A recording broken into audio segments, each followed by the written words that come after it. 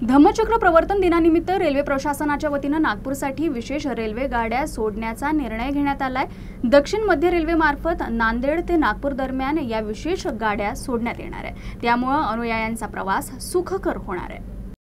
धम्मचक्र प्रवर्तन दिनानिमित्त नागपूर येथे आयोजित कार्यक्रमात लाखोंच्या संख्येनं भीम अनुयायी सहभागी होत असतात। त्यामुळे नागपूरकडे जाणाऱ्या रेल्वे गाड्यांमध्ये प्रवाशांची मोठ्या प्रमाणात गर्दी उसळते। अनेकांना बसण्यासाठी गाडीत जागा मिळत नसल्यानं गैरसोय होते। ही बाब लक्षात घेऊन रेल्वे प्रशासनाच्या वतीनं नागपूरसाठी विशेष रेल्वे गाड्या सोडण्याचं नियोजन करण्यात आलंय।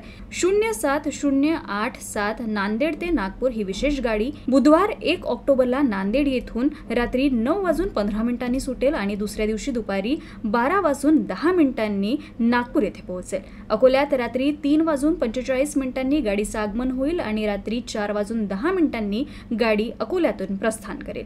ही गाडी पूर्ण बसमत हिंगोली वाशिम अकोला मार्गे धावेल। परतीच्या प्रवासात 07088 नागपूर ते नांदेड ही गाडी नागपूर येथून 3 ऑक्टोबर 2025 ला रात्री 1 वाजता सुटेल आणि आलेल्या मार्गानेच नांदेड येथे त्याच दिवशी सकाळी 11 वाजता पोहोचेल।